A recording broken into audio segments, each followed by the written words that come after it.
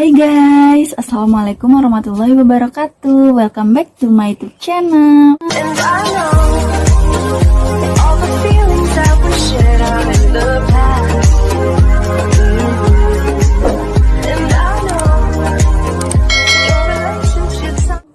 Oke, hari ini aku bakal ngadain Q&A spesial 1K subscriber. Makasih ya yang udah support aku terus, yang udah subscribe aku.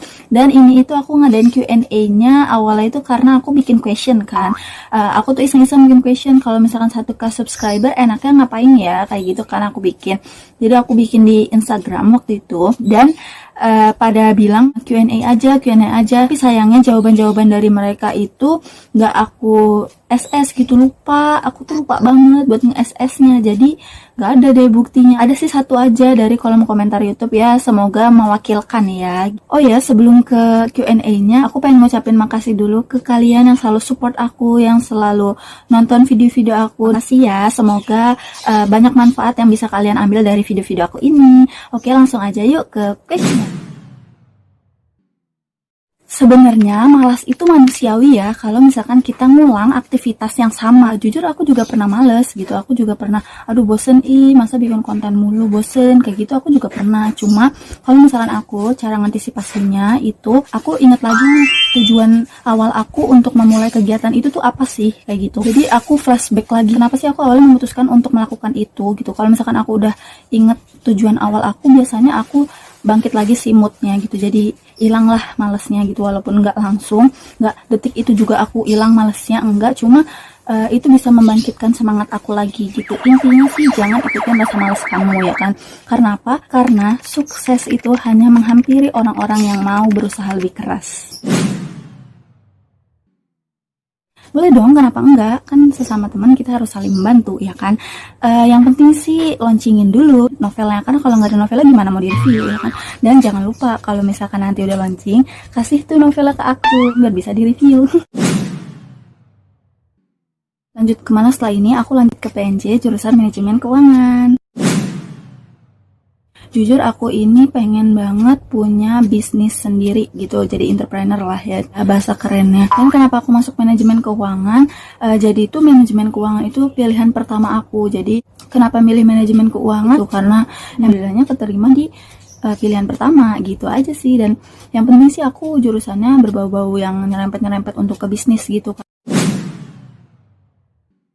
Kalau misalkan selama kuliah sih aku pengennya ya kuliah yang benar. Terus yang kedua aku juga pengen punya banyak organisasi gitu. Jadi kan nanti pas kuliahnya itu mengasah hard skill aku ya kan.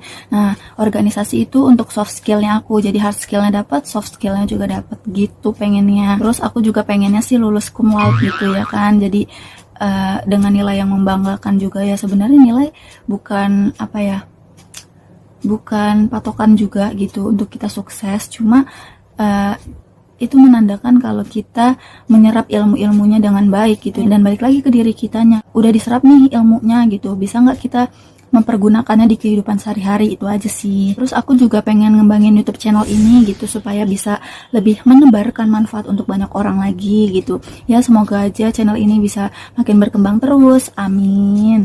Terus aku juga pengen ngerintis bisnis gitu. Jadi aku pengen ngerintis bisnis dari pas kuliah gitu. Jadi kalau misalkan udah selesai kuliah nih, aku pengennya sih nanti tinggal lanjutin aja gitu, pengennya gitu ya. Semoga aja tercapailah, amin.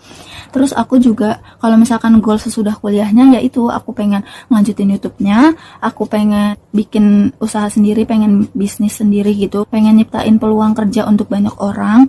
And then aku juga, jadi gini guys, aku tuh punya rumah impian gitu, dan aku udah ngedesain rumahnya. Kayak aku tuh ngambil desain-desain dari arsitek-arsitek, ada yang di IG, ada yang di YouTube, kayak gitu-gitu deh pokoknya, ada yang dari Google juga. Jadi aku ambil-ambilin desain-desainnya yang menurut aku bagus gitu, yang menurut aku sesuai dengan apa yang aku pengen. Terus aku kumpulin jadi satu, terus aku print. Tapi sekarang belum sempat di print sih, jadi aku nggak bisa tunjukin ke kalian gitu. Dan aku punya teman maba PNJ juga, namanya Jenny. Hai Jenny. Jadi katanya dia itu pengen ngajarin aku aplikasi kayak aplikasi untuk arsitek gitu, buat ngedesain-desain rumah gitu, karena dia udah jago, dia juga udah kontrak kerja gitulah istilahnya, walaupun dia masih maba, masih seangkatan sama aku, tapi dia udah jauh lebih dari aku gitu. Makanya aku bilang waktu itu sama dia, yaudah nanti ajarin aku ya kalau misalkan kita udah di PNJ, kebetulan kosan kita sama juga. Jadi aku tunggu ya Jen. Oke, selanjutnya pertanyaannya itu banyak banget tapi mirip-mirip. Jadi ini pertanyaannya seputar YouTube. Intinya yang aku tangkep dari semuanya itu kayak perjalanan awalnya dari 0 sampai 1000 subscriber ini, kayak struggle-nya gitu loh. Jadi kayak diceritain gitu, sama yang memotivasi aku untuk jadi YouTuber, untuk membangun channel YouTube itu apa. Sama ada yang minta tips juga buat orang-orang yang mau seperti aku ngebangun channel YouTube gitu, atau pengen jadi YouTuber pemula juga. Intinya itu sih ya. Jadi awal mulanya itu aku sekitar 11 bulan yang lalu lomba vlog gitu. Waktu itu aku masih kelas 12 atau kelas 3 SMA. Jadi awalnya itu teman-teman aku ngajakin aku, ada lomba vlog nih, coba yuk ikutan gitu buat nyari pengalaman. Awalnya gitu doang buat nyari pengalaman. Terus akhirnya kita ikutan dan kalah guys. Terus aku tuh disitu kok bisa kalah ya, padahal itu perjuangannya bener-bener banget guys bikin vlog itu. Ya enggak guys.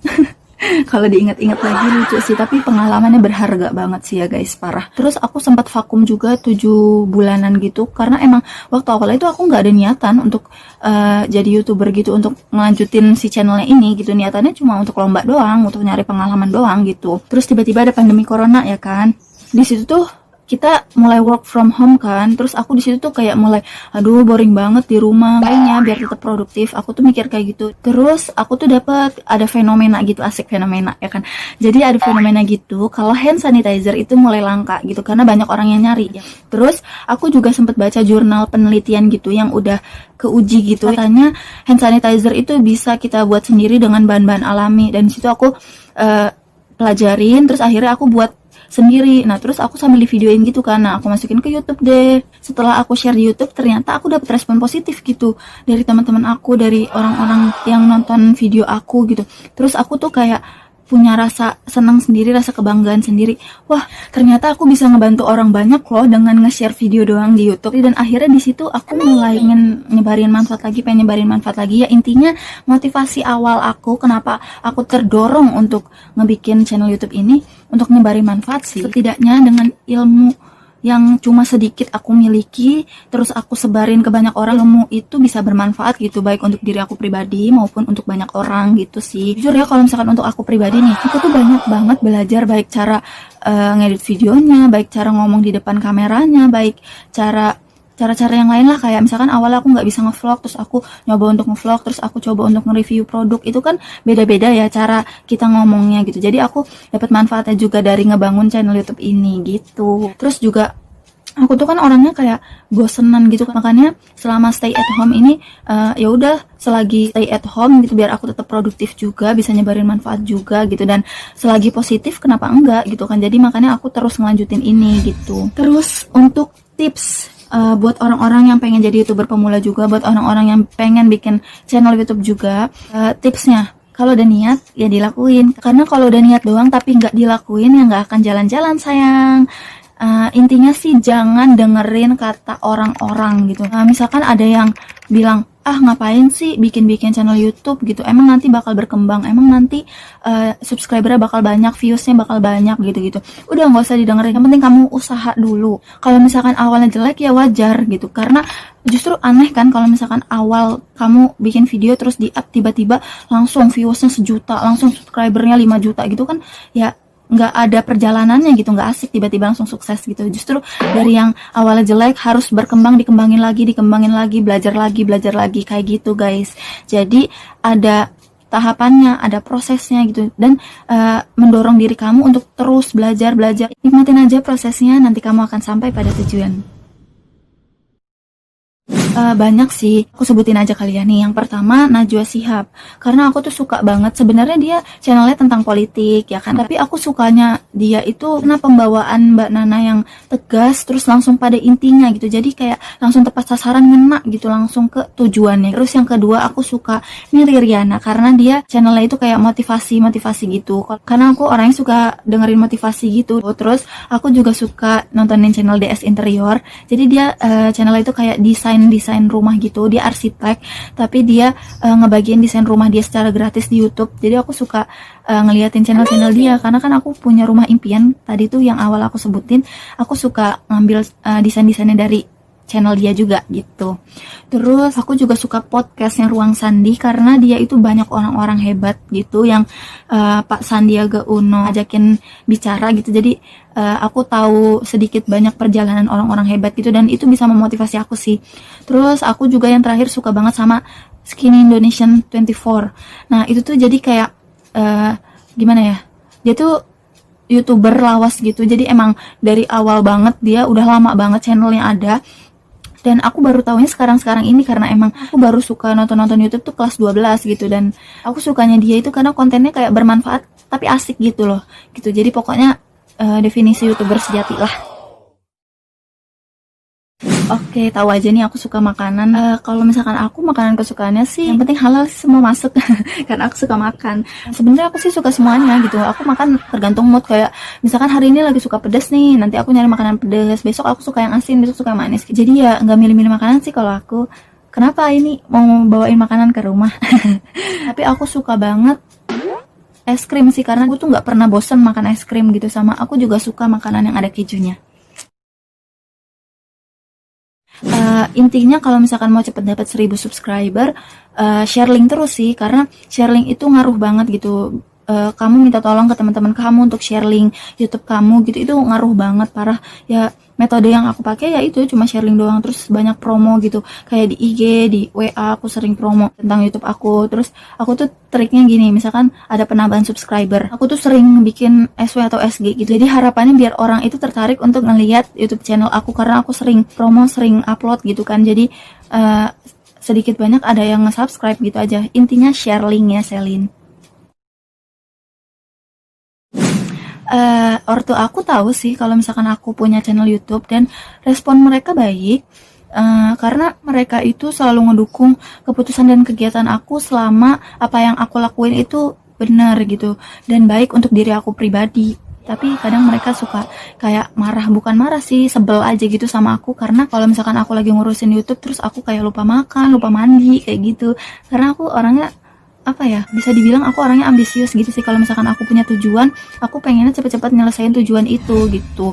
Dan kadang aku suka ditegur gitu karena aku lupa waktu. Ya nanti kedepannya aku belajar untuk memanage waktu aku deh, supaya kegiatan aku yang lain gak terganggu karena aku punya channel YouTube ini. Menurut aku, dewasa itu bukan soal usia. Dewasa itu butuh proses, butuh pengalaman, butuh waktu. Lama atau tidaknya itu ya tergantung kamu. Dewasa menurut aku itu dia yang bisa berdamai dengan dirinya sendiri, yaitu orang yang bisa mengendalikan diri dan menahan amarah, yang berani meminta maaf dan mengakui kesalahannya. Dan orang yang mampu letting go, moving on, and keeping on. Oke, lanjut. Ini sekarang soal asmara asik. Jadi aku nggak punya pacar. Gak punya sama belum punya itu beda ya. Karena aku emang belum fokus ke hal itu gitu. Sekarang yang aku fokusin untuk memperbaiki diri, kejar mimpi-mimpi aku yang udah aku susun sedemikian rupa. Dan aku juga lagi fokus untuk ngebahagiain dan membuat bangga malaikat tak bersayap aku dulu. Soalnya kalau misalkan nanti aku pacaran, rencana-rencana yang udah aku buat gak berjalan baik gitu, karena fokus aku terpecah gitu. Niatan nikah muda ya. Jadi niatin sih, tapi kalau misalkan udah ada jodohnya kenapa enggak gitu. Kan nikah ibadah ya. Kalau misalkan untuk tipe, nggak ada sih tipenya. Yang penting kalau menurut aku sih, akunya nyaman aja. Nyamannya itu dalam artian aku bisa merasa aman di dekat dia dan bisa merasa bersyukur atas kehadiran dia dalam hidup aku. Terus aku bisa percaya penuh sama dia tanpa harus ada yang ditutup-tutupin. Terus kita saling menghargai, terus saling mendukung, saling bahagia jika melihat kesuksesan satu sama lain gitu. Jadi nggak ada perasaan minder atau perasaan tersaingi. Komunikasinya baik, dan juga kalau misalkan lagi ada masalah kita cari solusinya bareng-bareng gitu. Dan yang terakhir, apapun yang terjadi kita ada untuk satu sama lain. Banyak ya. Ya udahlah ya, intinya definisi nyaman menurut aku itu. Definisi hidup aku. Jadi bapaknya Eyang Habibie pernah bilang waktu Eyang Habibie masih kecil, dia bilang jadilah mata air. Dan itu prinsip aku. Maksudnya jadilah mata air di sini, jika dirimu air yang jernih, maka sekelilingmu akan jernih. Tapi jika dirimu air yang kotor, sekitarmu juga akan ikut kotor. Jadi artinya aku ingin jadi mata air yang bisa bermanfaat untuk banyak orang, dan aku ingin di setiap kondisi apapun yang aku lalui nanti, aku bisa menjadi orang yang selalu baik. Karena aku pengen jadi air yang jernih. Karena kalau kita marah, masalahnya bukan selesai, tapi malah makin runyam. Udah, diem aja, renungin, ambil sisi baik dari setiap masalah. Kalau kita udah kayak gitu, orang yang kita hadapi masih marah, masih nggak terima, ya udah biarin aja. Aku jadi ingat pesan dari mamaku. Hindari berdebat dengan orang yang tidak tahu data permasalahan dan ilmu sebabnya. Karena berdebat dengan orang seperti itu hanya emosi dan permusuhan yang didapat. Berdebat untuk sesuatu yang tidak perlu diperebutkan kebenarannya hanya akan menguras energi percuma. Karena sejatinya kebenaran adalah kebenaran dan kesalahan adalah kesalahan. Ada garis pemisahnya di situ, say. Kalau misalkan saat ini terjadi kesalahan jadi kebenaran, mungkin hanya untuk saat ini, biar waktu yang menjawab. Ada saatnya kita diam untuk mengakhiri dan menghindari perdebatan yang tidak perlu. Diam bukan berarti kalah, dan menang bukan hal yang luar biasa, apalagi menang melawan orang yang tidak mengerti. Dia marah, padahal kamu gak salah. Udah, minta maaf aja, karena pemenang sejati adalah orang yang mampu menaklukkan dirinya sendiri. Definisi sukses menurut aku, orang yang selalu berusaha untuk memberi lebih banyak dan sulit untuk menerima lebih banyak. Dan orang yang sudah tidak terbersit lagi rasa sombong dalam dirinya. Karena kalau sombong, mungkin dia sukses mencapai impiannya, tapi dia tidak sukses untuk menguasai dirinya. Ditanya soal sahabat sejati. Jujur aku percaya, tapi masalahnya aku belum nemu sahabat sejati. Kalau sahabat doang, aku punya banyak. Tapi kalau yang sahabat sejati, aku belum punya. Karena menurut aku sahabat sejati itu adalah orang yang menyayangi kita dan kita sayang juga sama dia, layaknya udah seperti saudara sekandung, sedarah gitu, udah kayak keluarga sendiri gitu. Dan aku belum pernah nemu sih orang yang kayak gitu. Tapi kalau sahabat yang bisa curahkan keluh kesah kita, itu aku udah ada gitu. Cuma rasa sayangnya itu belum timbul ya. Semoga aja ke depannya rasa sayangnya bisa timbul. Aku ke sahabat-sahabat aku maupun sahabat-sahabat aku ke aku. Amin. Biar kita jadi sahabat sejati. Jadi konten yang pengen banget aku buat tapi belum kesampaian, aku itu pengen bikin konten motivasi. Tapi kan kalau misalkan konten motivasi harus lebih banyak pengalaman, lebih banyak belajar gitu kan. Harus tahu gimana cara ngomongnya biar bisa ngena gitu ke hati orang yang nonton gitu. Jadi nggak mudah gitu untuk bikin konten motivasi. Ya setidaknya melalui video ini bisalah sedikit-sedikit ya kan sambil belajar. Terus yang kedua aku pengen banget bikin konten house tour. Jadi nanti kalau misalkan rumah impian aku udah kesampaian, amin amin ya Allah. Jadi kalau misalkan udah kesampaian, aku bakal bikin house tour gitu. Tapi ya nggak tahu kapan, semoga aja bisa cepat. Terus yang ketiga, aku juga pengen banget bisa ada konten berbagi kayak contohnya Mbak Imuang. Aku seneng banget ngeliatin kontennya dia yang kayak berbagi gitu. Soalnya bisa bermanfaat lah gitu rezeki yang aku punya untuk banyak orang gitu sih. Karena ya yang aku bilang tadi, definisi sukses menurut aku yaitu orang yang mau berusaha untuk memberi lebih banyak dan susah untuk menerima lebih banyak. Jujur aku pernah sih kayak tiba-tiba marah sendiri, sedih gak jelas, itu pernah. Kalau misalkan aku keinget hal-hal yang menyakitkan dalam hidup aku. Dan cara aku untuk ngadepin itu adalah aku percaya bahwa semua orang itu punya masalah. Marah boleh, sedih juga boleh, wajar. Tapi jangan berlarut-larut. Kuncinya menurut aku cuma satu. Ikhlaskan dan hadapi dengan senyuman. Tapi jadikan pelajaran. Oh ya, kalau bahas tentang masalah ini, aku jadi inget lagu yang bagus banget dan kayaknya lagu ini cocok deh buat kamu. Lagunya Fiersa Besari yang Pelukku Untuk Pelikmu. Aku nyanyi sedikit boleh ya? Maaf kalau suaranya jelek. Kita perlu kecewa untuk tahu bahagia. Bukankah luka saling menguatkan.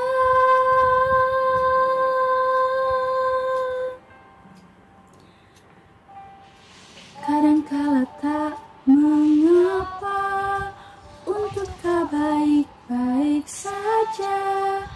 Kita hanyalah manusia, wajar jika tak sempurna. Saat kau merasa gundah, lihat hatimu, percayalah. Segala sesuatu yang pelik bisa diringankan dengan peluk.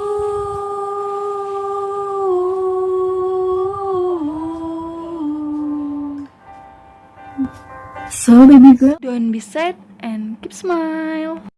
Oke guys, itu tadi question dari teman-teman aku, followers aku, dan juga subscriber aku. Semoga jawaban aku bisa menjawab semua pertanyaan dari kalian. Dan makasih banget buat yang udah nanya, pertanyaannya bagus-bagus banget sih ya. Jadi thank you banget yang udah mau berpartisipasi untuk Q&A ini. Harapan aku semoga channel ini bisa terus berkembang, bisa sampai 1 juta subscriber atau lebih gitu, dan yang paling penting sih bisa memberikan banyak manfaat untuk banyak orang. Oke, segitu dulu Q&A hari ini. Sampai ketemu lagi dengan aku di video-video aku lainnya. Dan aku ingetin lagi buat kalian yang belum subscribe, jangan lupa di subscribe, nyalain juga lonceng notifikasinya, kemudian like, comment, and share ke seluruh sosial media yang kalian punya, agar manfaat dari video ini bisa dirasakan oleh banyak orang. Oke, segitu dulu. See you on my next video.